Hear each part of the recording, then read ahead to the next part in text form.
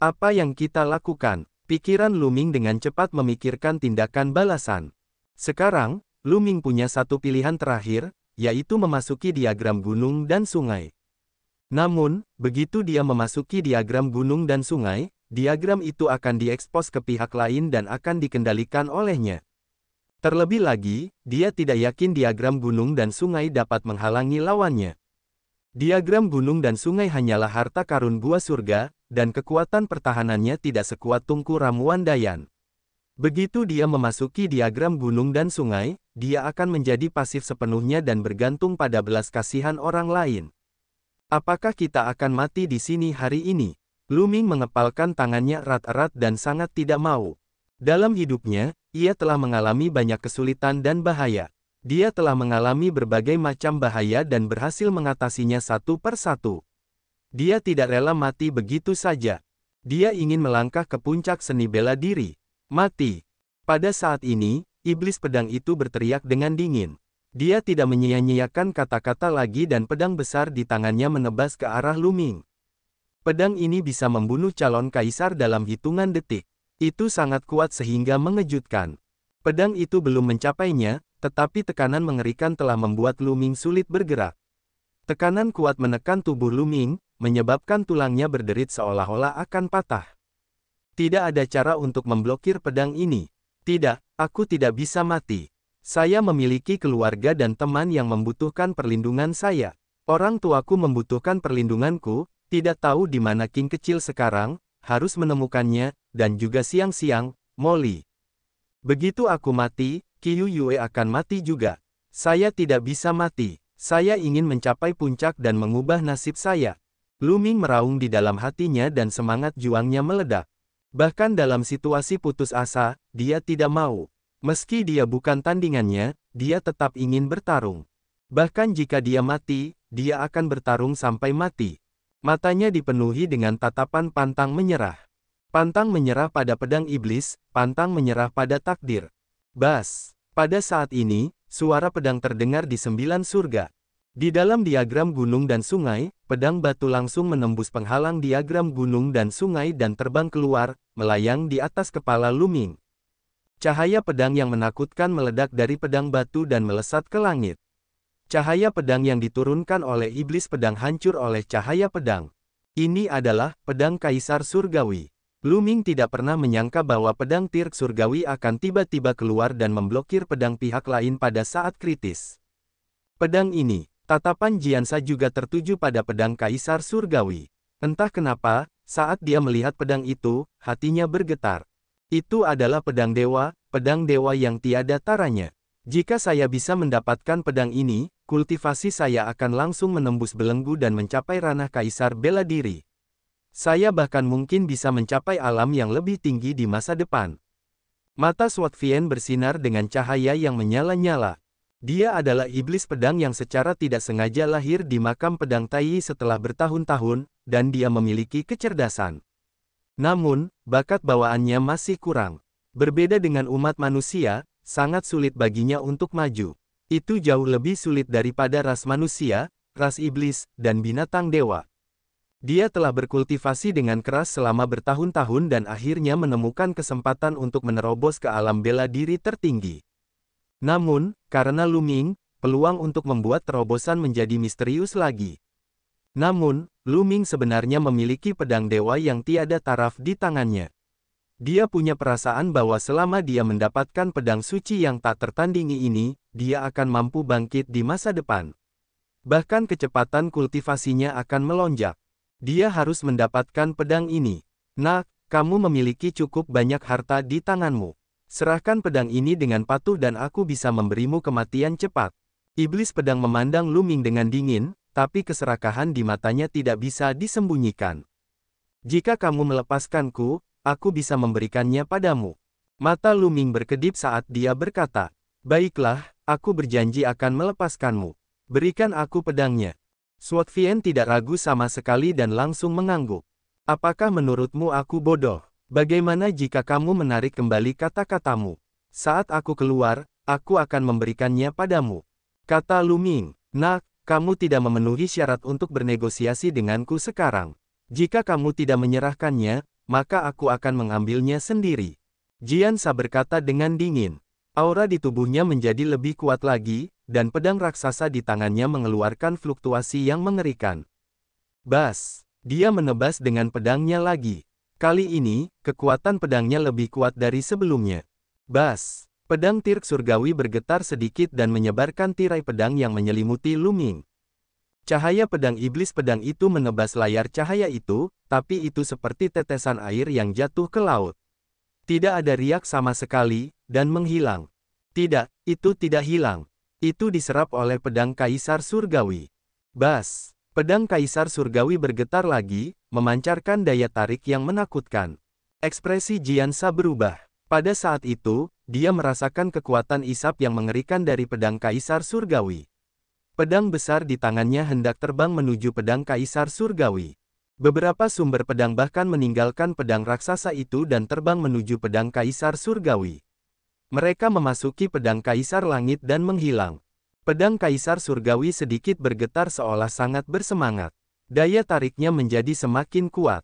Kamu ingin melahap sumber pedangku. Berhenti. Iblis pedang itu meraung. Cahaya darah mengalir keluar dari tubuhnya terus-menerus dan mulai menyala, menyebabkan kekuatannya meningkat pesat. Dia berhasil menstabilkan pedang besar di tangannya. Pedangmu memang luar biasa, tapi jangan pernah berpikir untuk menelan sumber pedangku. Teriak Jianxia, matanya sedingin pisau. Bagaimana jika aku termasuk? Saat ini, suara dingin terdengar. Bukan Lu Ming yang berbicara. Selain Lu Ming dan iblis pedang, ada orang ketiga. Luo Xiang. Lu Ming segera teringat pada Luo Xiang. Dia menyebarkan kesadaran spiritualnya dan melihat Luo Xiang telah membuka matanya. Pedang hitam putih melayang di atas kepalanya. Itu adalah jiwa pedangnya. Luo Xiang tidak mati. Kamu belum mati. Iblis pedang menjerit. Kamu belum mati, jadi bagaimana aku bisa mati? Melahap. Luo Xiang berkata dengan acuh tak acuh. Saat dia mengucapkan kata terakhir, pedang besar di punggungnya yang tertancap di tanah mulai bergetar hebat. Bas! Pedang itu bersenandung dan melolong. Pedang raksasa itu memancarkan cahaya cemerlang dan kekuatan hisap yang mengerikan menyelimuti pedang iblis itu. Beberapa sumber pedang terbang keluar dari pedang raksasa di tangan pedang iblis dan memasuki pedang raksasa itu. Pada saat ini, pedang Kaisar Surgawi juga memanfaatkan kesempatan itu dan meledak dengan kekuatan isap. Suara mendesing, suara mendesing. Esensi pedang dari pedang raksasa di tangan iblis pedang terbang menuju pedang Kaisar Surgawi. Pedang Kaisar Surgawi dan pedang raksasa di punggung Luo Xiang secara bersamaan meledak dengan kekuatan isap, dan pedang iblis itu akhirnya tidak bisa menahannya. Yang membuatnya ngeri, dia tidak bisa meninggalkan tempat ini meskipun dia menginginkannya. Dia menemukan bahwa dia tidak bisa menggerakkan tubuhnya sama sekali. Dia tersedot oleh pedang Kaisar Surgawi dan pedang raksasa di punggung Luo Xiang. Sementara itu, sumber pedang dari pedang raksasa di tangannya terus terpisah dan diserap oleh pedang Kaisar Langit dan pedang raksasa. Suara mendesing. Tiba-tiba, dua sumber pedang terbang menuju Lu Ming. Lu Ming merasa bahwa ini sepertinya adalah hadiah dari pedang Tirk Surgawi. Dia sedikit bingung. Namun, sumber pedangnya adalah barang bagus. Lu Ming meledakkan kekuatan melahap kami dan menyerap energi dari dua sumber pedang ke dalam tubuhnya. Dia kemudian duduk bersila dan mulai memurnikannya. Dalam dantiannya, kedua hati orang suci bekerja dengan kekuatan penuh. Kekuatan suci perlahan tumbuh dan melonjak ke anggota tubuh dan tulang Lu Ming. Luka-lukanya mulai pulih. Di sisi lain, situasi Luo Xiang sangat mirip dengan situasi Lu Ming. Pedang raksasa itu sebenarnya akan membelah sumber pedang dan terbang menuju Luo Xiang, yang kemudian diserap oleh jiwa pedangnya. Luo Xiang duduk bersila, tidak bergerak, seperti biksu tua yang sedang bermeditasi, berkonsentrasi pada kultivasinya. Tidak, pedang iblis itu melolong dan terus meledak. Dia ingin melawan tetapi tidak ada gunanya. Dia tidak bisa bergerak sama sekali. Dia sepertinya terkekang, dan saat sumber pedang pada pedang raksasa di tangannya terus-menerus ditarik, kemampuannya untuk melawan semakin lemah. Namun, ada terlalu banyak sumber pedang pada pedang raksasa itu. Itu tidak ada habisnya dan tidak dapat diserap dalam waktu singkat. Waktu berlalu dengan cepat, hari demi hari. Mengingat kekuatan tubuh roh Lu Ming, luka-lukanya sembuh sepenuhnya setelah 1 hari. Dia kemudian menggunakan kekuatan sumber pedang untuk meredam esensi vitalnya dan meningkatkan budidayanya. Setiap kali energi sumber pedang dimurnikan, dua sumber pedang lainnya akan terbang ke arahnya dan dimakan serta dimurnikan oleh Lu Ming. Seiring berjalannya waktu, kultivasi Lu Ming semakin kuat dan semakin dekat dengan orang suci yang mutlak. Waktu berlalu hari demi hari, dan dalam sekejap mata, 3 bulan telah berlalu. Dalam 3 bulan, sumber pedang tak berujung di tangan iblis pedang hampir seluruhnya diserap oleh pedang kaisar surgawi dan pedang besar itu. Adapun Lu Ming, dia juga telah menyempurnakan banyak sumber pedang. Tingkat pengolahannya telah mencapai batas alam suci tertinggi dan sangat dekat dengan alam suci absolut. Tidak mudah untuk menerobos ke alam Sein absolut. Meskipun Lu Ming telah menyempurnakan banyak sumber pedang selama periode waktu ini, dia masih belum menerobos. Dia membutuhkan kesempatan. Namun, Lu Ming sudah sangat puas. Sangat sulit bagi seorang biksu untuk bisa mencapai tingkat biksu absolut. Itu membutuhkan akumulasi waktu yang lama. Tanpa akumulasi yang cukup, sulit untuk maju. Ambil contoh Qiu Yue. Ketika Lu Ming pertama kali bertemu dengannya, Qiu Yue sudah menjadi orang suci yang sempurna. Namun, dia belum berhasil menembus alam Sein absolut. Ini karena dia mengumpulkan kekuatannya. Hanya setelah terakumulasi ke tingkat tertentu barulah seseorang dapat menerobos. Dalam keadaan normal, Lu Ming tidak akan mampu menerobos ke alam suci absolut tanpa akumulasi beberapa tahun, mengingat dia telah mengembangkan dua hati suci. Tapi sekarang, Lu Ming telah mengumpulkan pengalaman beberapa tahun hanya dalam 3 bulan. Pedang Kaisar Langit telah menyerap sejumlah besar sumber pedang. Ada lapisan cahaya putih samar di atasnya, yang terlihat sangat misterius. Pedang besar di belakang Luo Xiang juga memancarkan cahaya pedang yang menyilaukan dengan banyak pola misterius bergerak di atasnya. Tidak, aku tidak bersedia. Gumam Jiansa pada dirinya sendiri. Pada saat ini, auranya sangat putus asa dan dia sangat lemah. Ketika sumber pedang terakhir diserap, pedang Kaisar Surgawi bergetar dan seluruh auranya ditarik kembali. Itu berubah kembali menjadi pedang batu biasa dan terbang ke Glabella Lu Ming, mengambang di lautan kesadarannya. Dengan satu pemikiran, pedang Kaisar Surgawi muncul di tangan Lu Ming. Namun, setelah Lu Ming memasukkan energi suci ke dalamnya, dia menyadari bahwa itu seperti batu yang tenggelam ke laut. Tidak ada reaksi sama sekali dari pedang Kaisar Langit. Apakah ini benar-benar pedang Kaisar Surgawi? Aku bahkan tidak bisa melepaskan kekuatan penuhnya. Lu Ming terdiam. Dia menyimpan pedang Kaisar Surgawi kembali ke lautan kesadarannya. Pada saat ini, pedang raksasa di punggung Luo Xiang mulai bergetar seolah-olah akan pecah dari tanah. Cahaya pada pedang menjadi lebih cemerlang, dan kekuatan isap yang lebih kuat menyelimuti iblis pedang itu. Iblis pedang itu memperlihatkan ekspresi ketakutan dan berteriak, "Tidak, jangan." Dia berjuang mati-matian, tapi semuanya sia-sia. Tubuhnya terbang menuju pedang raksasa itu dan tenggelam ke dalamnya, menghilang. Bas! Pedang besar itu berdengung, dan seluruh lembah berguncang hebat. Lu Ming terbang keluar dari lubang yang dalam dan berdiri di udara untuk mengamati dari kejauhan. Pedang besar itu bergetar semakin hebat. Akhirnya, ia meluncur keluar dari tanah dan terbang ke langit. Setelah terbang melingkar di langit, ia langsung berlari menuju Luo Xiang. Ketika mendekati tubuh Luo Xiang, ia menjadi semakin kecil, dan kemudian menghilang ke dalam glabella Luo Xiang. Pada saat ini, Luo Xiang membuka matanya, dan aura kuat terpancar darinya. Orang bijak yang agung, kesempurnaan yang luar biasa. Lu Ming diam-diam terkejut. Basis budidaya Luo Xiang juga telah mencapai orang suci agung di alam kesempurnaan agung. Tampaknya Luo Xiang juga mendapat peluang besar karena pedang raksasa ini.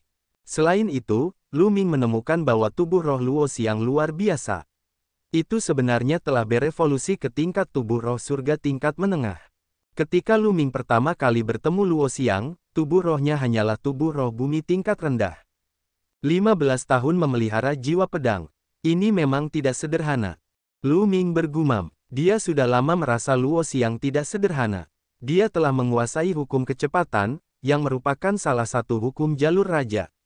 Sekarang, setelah budidayanya mencapai kesempurnaan orang suci yang agung, dia telah memperoleh pedang raksasa itu, dan mengembangkan jiwa pedang yang menakjubkan. Kekuatan tempurnya benar-benar menakutkan. Luo Xiang berdiri dan menatap Lu Ming dengan senyuman di wajahnya. Lu Ming, sudah lama tidak bertemu.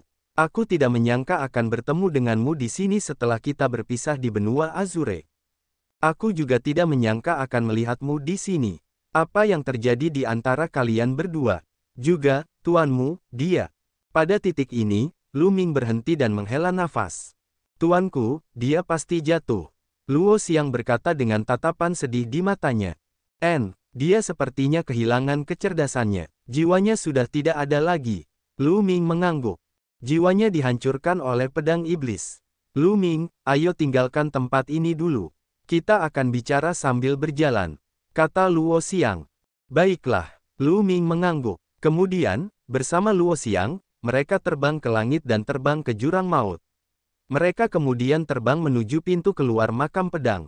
Mereka tidak menemui kecelakaan apapun di sepanjang jalan. Segera, mereka terbang keluar dari makam pedang dan menuju kejauhan.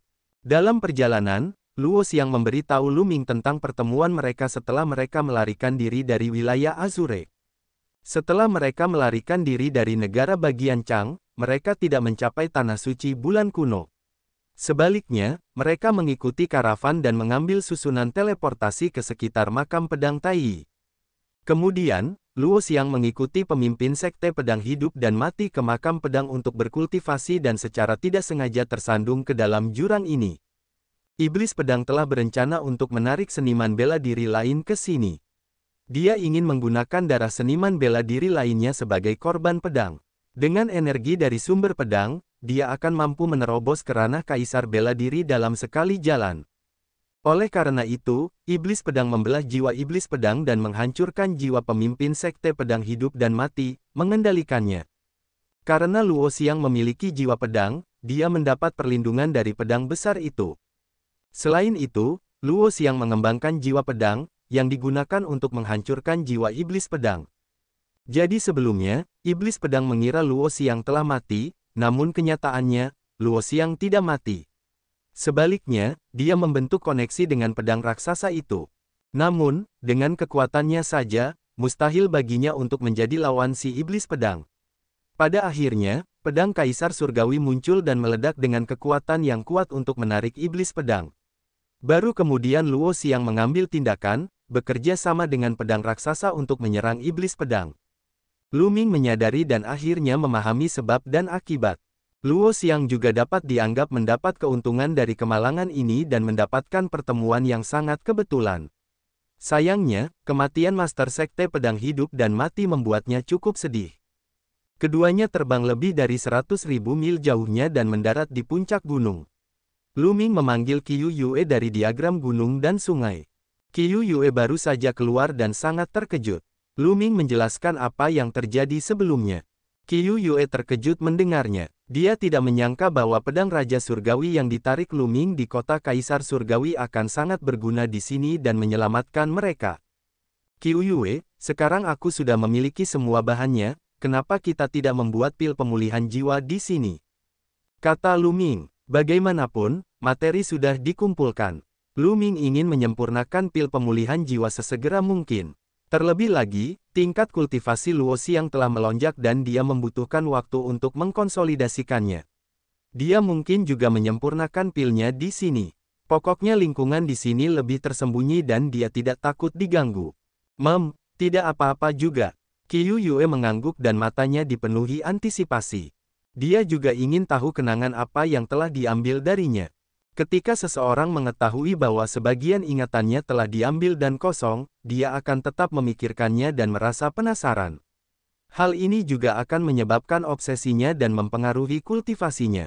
Lu Ming segera mengeluarkan tungku ramuan Dayan dan melafalkan metode pemurnian pil pemulihan jiwa di dalam hatinya.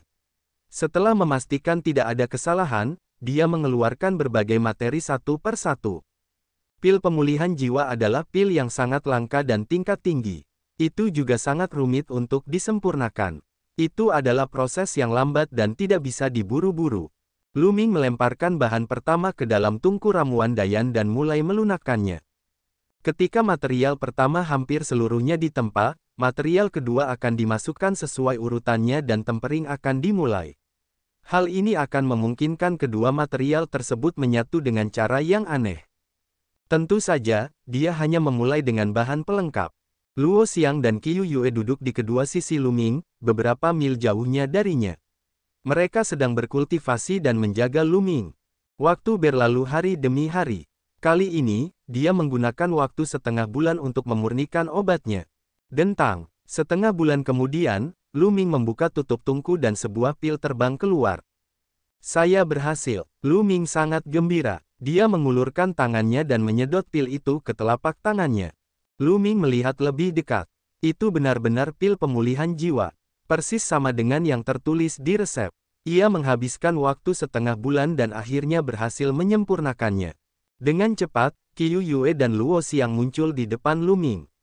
Qiu Yue melihat pil di tangan Luming dengan penuh harap. Qiu Yue, pil pemulihan jiwa berhasil. Ambil, kata Luming. Baiklah. Qiu Yue mengangguk dan menelan pil itu tanpa ragu-ragu. Dia kemudian duduk bersila dan mulai memperbaikinya. Semoga berhasil. Luming tidak bisa menahan diri untuk tidak mengepalkan tinjunya. Dia sedikit gugup. Pil pemulihan jiwa mungkin tidak dapat memulihkan ingatan Qiu Yue 100%, dan ada kemungkinan gagal. Jika gagal, akan sulit menemukan bahan pil pemulihan jiwa lagi. Namun, Qiu Yue telah bersamanya selama ini, dan itu memang efektif. Hal ini juga akan meningkatkan tingkat keberhasilan. Luming dan Luo Xiang berdiri di samping dan menunggu.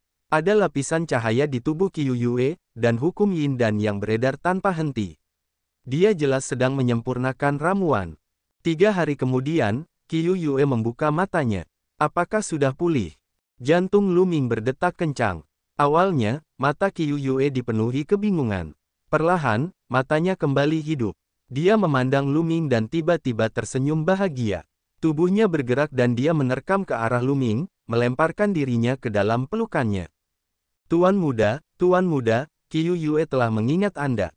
Tuan muda, Anda akhirnya datang untuk mencari Qiu Yue. Saat dia berbicara, air mata Qiu Yue mengalir di wajahnya dan membasahi pakaian Luming. Qiu Yue, apakah ingatanmu sudah pulih? Luming bertanya. Qiu Yue mencium tubuh Luming beberapa kali, menyeka air matanya ke pakaiannya.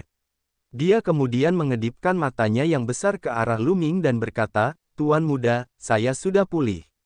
Sebelumnya, tolong jangan salahkan Qiu Yue atas apa yang terjadi sebelumnya. Dia mengacu pada sikap Qiu Yue terhadapnya. Saat pertama kali bertemu, dia bahkan memperlakukan Luming sebagai lawannya. Jangan salahkan aku. Tentu saja Anda harus menyalahkannya. Kamu harus dihukum karena memperlakukan tuan mudamu seperti ini. Luming dengan sengaja menarik wajahnya yang panjang. Lalu bagaimana kita harus menghukumnya? Qiu Yue bertanya dengan suara rendah. Bagaimana menurutmu? Luming terkekeh. Qiu Yue tiba-tiba melangkah maju dan memberi kecupan pada bibir Luming. Dia kemudian melirik Luo Xiang yang ada di sampingnya. Mata Luo Xiang segera melihat sekeliling dan dia dengan sengaja melihat ke arah lain seolah-olah dia tidak dapat melihat apapun. Lewat sini, apakah ini akan berhasil? Wajah Qiu Yue memerah dan suaranya menjadi semakin pelan. Gadis kecil, aku sudah lama tidak bertemu denganmu dan kamu semakin berani. Luming tersenyum pahit, namun, dia juga senang. Ingatan Qiu Yue akhirnya pulih. Cara dia memandangnya persis sama dengan 10 tahun lalu. Qiu Yue menjulurkan lidahnya dan memasang wajah. Qiu Yue, ayo kembali ke Akademi Suci Gunung Yuan. Luming tersenyum. Tuan muda, saya khawatir kita belum bisa kembali. Setelah ingatanku pulih, aku merasakan embrio rohku menjadi terang. Sepertinya aku akan menerobos ke alam Sein Absolut. Jika aku melewatkan kali ini, Qiu Yue berkata dengan lembut, dia akan menerobos. Luming sangat gembira tapi dia tidak terlalu terkejut. Qiu Yue telah mencapai alam suci agung dalam kesempurnaan agung sejak lama. Dia telah mengumpulkan cukup banyak. Sekarang ingatannya telah dipulihkan, embrio rohnya telah menjadi cerah, dan pikirannya jernih, adalah normal jika sebuah kesempatan untuk menerobos ke tingkat berikutnya muncul. Lagi pula kita tidak punya hal lain untuk dilakukan. Terobosan Anda lebih penting. Kami akan menunggumu di sini. Kata Luming, peluang untuk menerobos hanya bisa ditemui dan tidak dicari.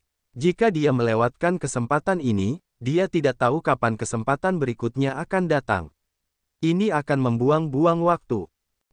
Qiu Yue mengangguk, lalu terbang ke depan dan mulai berkultivasi. Lu Ming dan Luo Xiang melindungi Qiu Yue.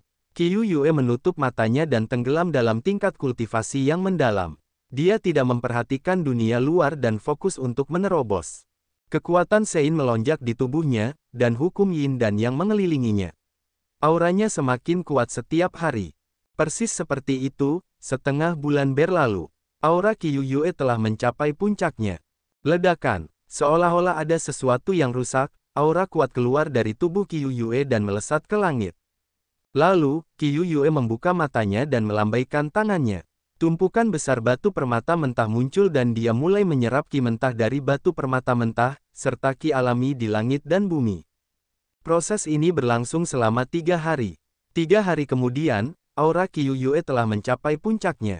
Aura seorang suci yang mutlak. Qiu Yue adalah orang pertama yang menjadi orang suci absolut dan mencapai tingkat yang lebih rendah. Dengan bakat tubuh Raja Bulan musim gugur, kekuatan tempurnya pasti akan meningkat tajam setelah dia menjadi orang suci mutlak. Bahkan sekarang, Lu Ming tidak sepenuhnya yakin bahwa dia bisa mengalahkan Qiu Yue. Setelah beberapa saat, Qiu Yue menyelesaikan kultivasinya, menarik kembali auranya, dan berdiri.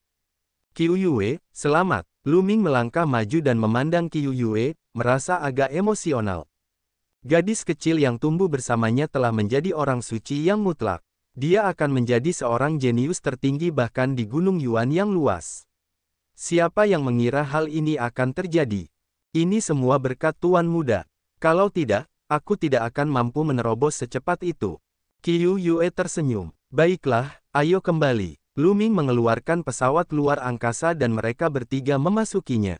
Pesawat luar angkasa pemecah ruang itu melesat seperti kilat dan terbang menuju titik teleportasi terdekat. Kota Kaisar Surgawi selalu makmur.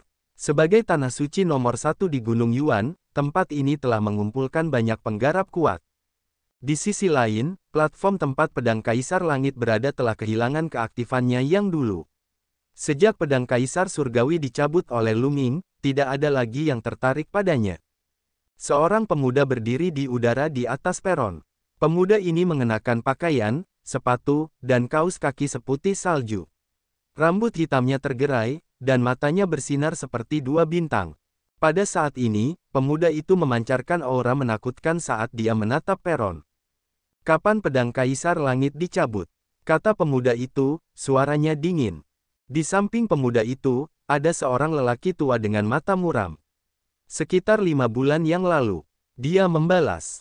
Siapa ini? Pemuda itu terus bertanya. Orang ini mengendalikan hukum kekacauan dan merupakan ahli kebanggaan surga yang sangat muda. Kami telah mengirim orang untuk menyelidikinya. Dia adalah pakar kebanggaan surga dari Akademi Suci Gunung Yuan. Namanya Lu Ming. Jawab orang tua itu. Hukum kekacauan. Lu Ming, beraninya kamu mengambil pedangku dari galaksi. Kamu benar-benar tidak tahu apa yang baik untukmu. Niat membunuh di mata pemuda itu semakin kuat. Jadi dia adalah orang jenius nomor 1 di peringkat Saint King, putra abadi, Xing Chen. Namun, anak itu juga pintar. Setelah mengambil pedang Kaisar Langit, dia menghilang. Kami telah menggunakan berbagai metode untuk mengetahui bahwa anak tersebut belum pernah masuk Akademi Suci Gunung Yuan selama periode waktu ini. Dia seharusnya keluar untuk berlatih. Kata orang tua itu, kecuali dia tidak pernah kembali ke Akademi Suci Gunung Yuan, pedangku akan selalu menjadi milikku. Xing Chen mendengus dingin, lalu berbalik dan pergi. Di benteng di luar kota Kaisar Surgawi, Lu Ming, Qiu Yue, dan Luo Xiang keluar dari formasi teleportasi. Mereka harus melakukan perjalanan selama setengah bulan sebelum mencapai area teleportasi terdekat. Kemudian, mereka kembali ke kota penjaga kota Kaisar Surgawi melalui susunan teleportasi. Setelah mereka keluar dari susunan teleportasi, mereka naik ke udara dan terbang menuju kota Kaisar Surgawi. Tidak lama kemudian, mereka kembali ke Akademi Suci Gunung Yuan. Tentu saja, Luo Xiang bukanlah murid Akademi Suci Gunung Yuan, jadi dia secara alami dihentikan. Namun, dengan bakatnya, dia dengan mudah lulus ujian dan menjadi anggota Akademi Suci Gunung Yuan. Begitu dia memasuki Institut Suci Gunung Yuan, Lu Ming menyadari bahwa Institut Suci jauh lebih hidup dari sebelumnya. Di masa lalu, banyak orang yang berkultivasi secara terpencil di berbagai tempat budidaya di Institut Suci. Namun kini, sepertinya banyak orang yang keluar dari pengasingan. Lu Ming sedikit terkejut. Tidak lama kemudian, mereka sampai di peringkat Saint King. Jumlah orang yang berada di peringkat Saint King telah meningkat banyak. Kata Qiu Yue. Lu Ming mengangguk. Sebelumnya, hanya ada sekitar 40 orang di peringkat Saint King. Sekarang, ada lebih dari 80 orang. Jumlahnya 2 kali lipat. Jelas sekali bahwa banyak orang telah menerobos ke alam suci absolut selama periode waktu ini. Mereka membaik, begitu pula yang lainnya. Oleh karena itu, dalam kompetisi antar jenius, begitu seseorang terhenti, ia akan dengan cepat dilampaui oleh yang lain. Begitu banyak orang suci yang mutlak. Mata Luo Xiang bersinar, mengungkapkan niat bertarungnya. Mereka bertiga tidak tinggal lama. Sekilas, mereka terbang kembali ke kediamannya. Ketika dia kembali ke kediamannya, dia menemukan semua orang ada di sana. Huang Ling, Long Chen, Desolateli, dan yang lainnya berkumpul bersama. Kalian tidak berkultivasi secara tertutup. Lu Ming bertanya dengan rasa ingin tahu. Lu Ming, kamu kembali tepat pada waktunya. Kaisar Agung akan memberikan ceramah besok. Jika kamu kembali sehari kemudian, kamu tidak akan berhasil. Huang Ling tersenyum. Ceramah Kaisar yang Agung, sepertinya keberuntunganku tidak buruk. Lu Ming tersenyum. Nyonya Qiu Yue, apakah ingatannya sudah pulih? Huang Ling memandang Qiu Yue dengan ekspresi yang rumit. Aku beruntung kali ini. Saya menemukan bahan-bahan yang saya butuhkan dan membuat pil pemulihan jiwa. Ingatan Qiu Yue telah pulih. Kata Lu Ming. Semua orang maju untuk memberi selamat padanya. Setelah itu, Lu Ming memperkenalkan Luo Xiang kepada semua orang. Lu Ming, ku dengar kau mencabut pedang Kaisar Langit. Benarkah itu? Long Chen tiba-tiba berkata. Tidak buruk. Lu Ming mengangguk. Kamu harus berhati-hati. Beberapa waktu lalu, keluarga Hang mengirim orang untuk mencari tahu tentang Anda. Saya mendengar bahwa Sungai Hangsing telah mengumumkan bahwa pedang Kaisar Surgawi akan menjadi pedang pribadinya. Sekarang Kaisar Agung sedang memberikan ceramah, banyak orang jenius yang keluar dari pengasingan. Sungai Hangsing juga telah keluar dari pengasingan. Long Chen berkata sambil mengerutkan kening. Kamu takut Sungai Bintang akan mendapat masalah denganku? Tidak apa-apa. Paling-paling, aku hanya akan memasukkan kembali pedang Kaisar Surgawi dan melihat apakah dia bisa mencabutnya. Lu Ming tertawa. Ide bagus, hahaha. Li Yang Sunyi juga tertawa. Beberapa dari mereka mengasingkan diri, sementara yang lain sedang bepergian. Mereka sudah lama tidak bertemu, jadi wajar saja jika ada banyak topik untuk dibicarakan. Beberapa orang bahkan mulai berdebat di tempat yang cukup meriah. Sehari berlalu dalam sekejap mata. Keesokan harinya adalah hari ceramah Kaisar Dao yang Agung. 2 bulan lalu, tanggal ceramah Dao telah ditetapkan. Selama periode waktu ini, hampir semua orang jenius telah keluar dari pengasingannya. Bisa dikatakan ini adalah hari paling meriah di Akademi Suci Gunung Yuan. Lu Ming dan yang lainnya terbang menuju puncak tertinggi di kedalaman Akademi Suci Gunung Yuan. Ceramah Kaisar Dao yang Agung akan diadakan di puncak gunung ini. Di puncak gunung terdapat sebidang tanah datar. Itu sangat luas dan terbuka. Di tanah datar, terdapat lebih dari 10.000 futon. Di garis depan tanah datar, ada seorang lelaki tua berpenampilan biasa dengan jubah abu-abu. Dia sedang duduk bersila dengan mata tertutup. Banyak orang yang sudah duduk di atas sajadah, namun tidak ada suara sama sekali. Semua orang menahan napas dan berkonsentrasi.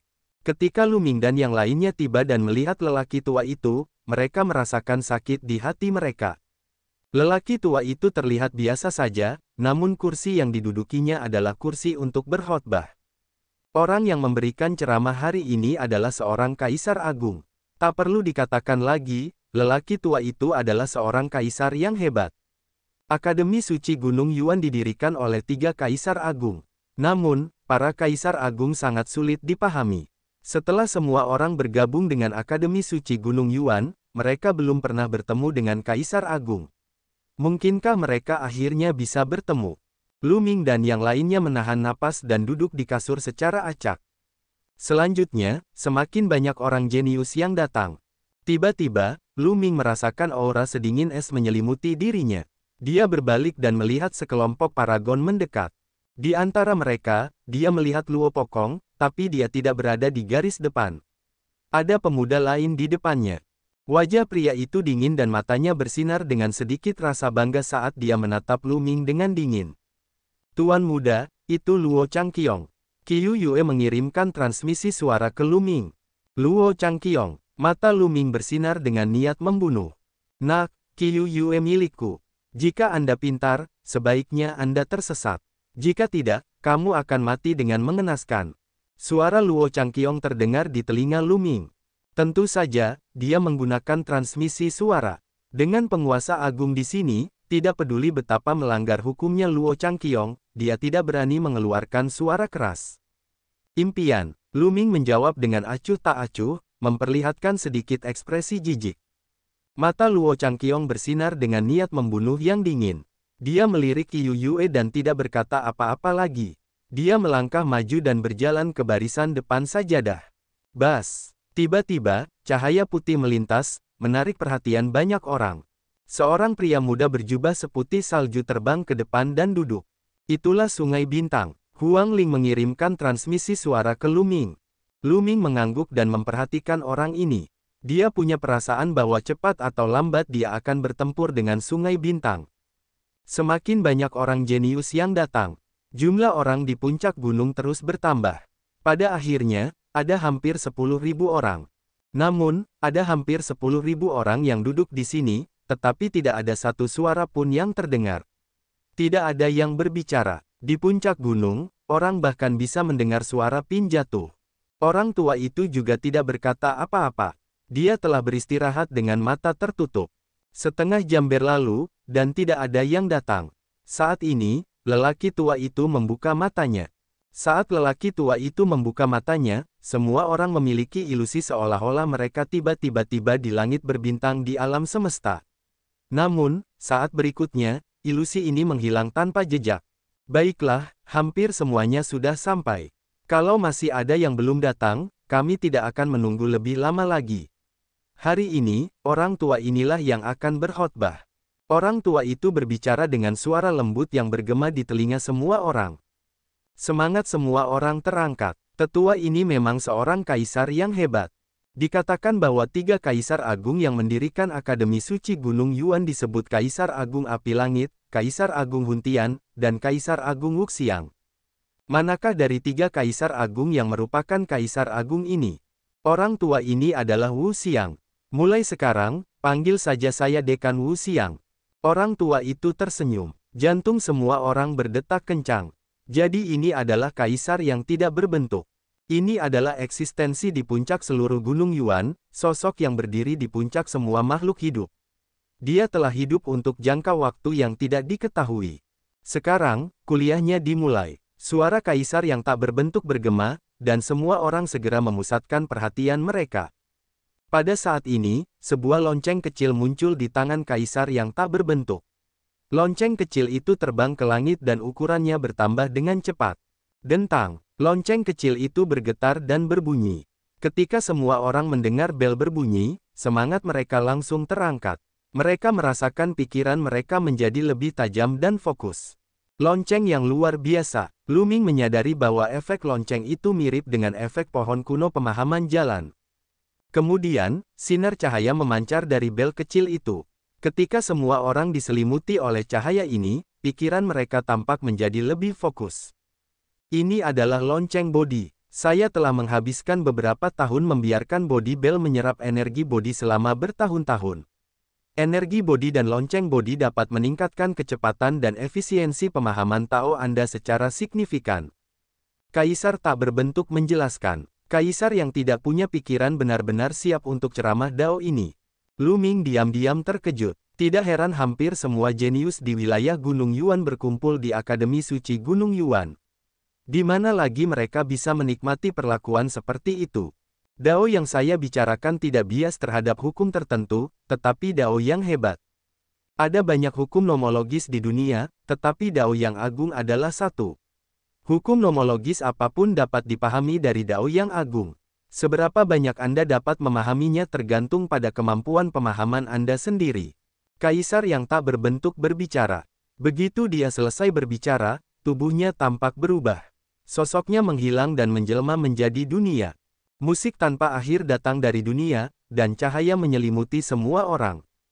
Ini adalah Dao besar yang paling mendasar, dan sangat misterius. Lu Ming tidak bisa tidak mengingat bahwa ketika dia berpartisipasi dalam penilaian Sekte Hunyuan, ada tahap di mana dia harus memahami Dao untuk jurang maut. Itu sangat mirip dengan cara kaisar yang tak berbentuk berkhotbah. Semuanya adalah Dao hebat yang menunjuk langsung ke sumbernya. Pada saat ini, semua orang memejamkan mata dan diam-diam memahami Dao. Kaisar tak berbentuk berceramah selama 3 hari 3 malam. Setelah 3 hari 3 malam, dia berhenti. Namun, tidak ada yang terbangun. Mereka semua berada dalam kondisi pencerahan mendalam.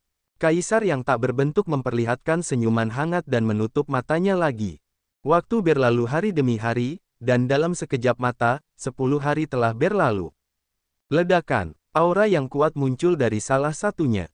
Orang ini sebenarnya telah berhasil menerobos. Tak lama kemudian, pria itu membuka matanya. Haha, saya telah membuat terobosan dalam kultivasi saya. Saya telah menerobos dari tingkat atas orang suci yang cerdas ke puncak orang suci yang cerdas. Pria itu sangat gembira. Dia sudah lama terjebak dalam penguasaan tingkat Saint Bright dan belum mampu menerobos. Namun, ceramah Kaisar Agung kali ini telah memungkinkannya untuk melakukan terobosan. Kemudian, dia melihat sekeliling dan ekspresinya berubah menjadi jelek. Yang lain masih memahami Dao. Dialah orang pertama yang bangun. Semakin awal seseorang terbangun, pemahamannya akan semakin buruk, dan semakin sedikit pemahamannya. Kegembiraan pemuda saat menerobos langsung menghilang tanpa jejak. Seolah-olah baskom berisi air dingin telah dituangkan ke kepalanya. Karena kamu telah mengakhiri pencerahanmu, kamu boleh pergi. Sebuah suara terdengar di benak orang ini. Itu adalah suara kaisar yang tidak ada artinya. Hati pemuda itu bergetar. Dia segera berdiri dan membungkuk kepada Kaisar Agung sebelum pergi. Namun, dia tidak pergi jauh. Dia berdiri dalam kehampaan dan memperhatikan dari jauh. Dia sangat penasaran siapa yang akan bangun terakhir di antara semua favorit surga. Setelah pemuda ini, banyak keturunan yang terbangun, dan ada juga orang yang berhasil menerobos budidayanya. Ceramah Kaisar Dao yang agung, ditambah dengan dukungan Body Bell, memang sangat efektif. Namun, sebagian besar orang yang berhasil menembus kultivasi berada di alam Sein yang cerah. Semakin tinggi budidaya, semakin sulit untuk ditembus. Tidak mudah untuk menembus alam Supreme Sein, apalagi mereka yang berada di atas alam Sein absolut. Pada hari ke-20, separuh orang telah bangun dan mengakhiri pencerahannya. Setiap orang telah memperoleh sesuatu. Semakin lama mereka memahami Dao, semakin besar keuntungan mereka. Hampir semua orang yang telah menyelesaikan pencerahannya meninggalkan puncak gunung dan menyaksikan dari kejauhan, seperti halnya pemuda pertama. Ledakan. Pada saat ini, tubuh orang lain mengeluarkan aura yang kuat. Beberapa orang Supreme Sein yang jenius telah berhasil menerobos. Setelah pria itu, beberapa orang suci tertinggi menerobos ke alam berikutnya. Tentu saja, orang-orang suci yang hebat mampu menerobos karena mereka sudah berada pada batas alam tertentu dan akan menerobos. Oleh karena itu, ketika Kaisar Agung sedang mengajar, mereka semua menerobos batas kemampuan mereka dan memasuki alam yang lebih tinggi. Jika dia baru saja menerobos ke alam tertentu, akan sulit baginya untuk menerobos begitu cepat. Sebulan kemudian, hanya tersisa kurang dari 1.000 orang. 1,5 bulan kemudian, hanya tersisa sekitar 200 orang. 2 bulan kemudian, hanya tersisa beberapa lusin orang yang masih memahami Dao. Beberapa lusin orang terakhir dapat dikatakan sebagai beberapa lusin orang yang paling berbakat. Kebanyakan dari mereka memiliki fisik raja dan dapat mengendalikan hukum jalur raja. Huang Ling, Long Chen, Huang Li, Qiu Yue, dan yang lainnya masih memahami Dao. Fisik raja sungguh menakjubkan. Dia sebenarnya berhasil memahaminya selama 2 bulan. Berapa banyak yang bisa saya peroleh dari memahami Dao selama 2 bulan? Petik 2. Banyak orang yang iri, terutama mereka yang menyelesaikan pencerahannya dalam belasan hari. Mereka merasa jika mereka telah memperoleh banyak hal dengan memahami Dao selama lebih dari 10 hari, maka apa yang mereka peroleh dari memahami Dao selama 2 bulan pasti tidak dapat dibayangkan. Ini pasti akan lebih dari apa yang mereka peroleh.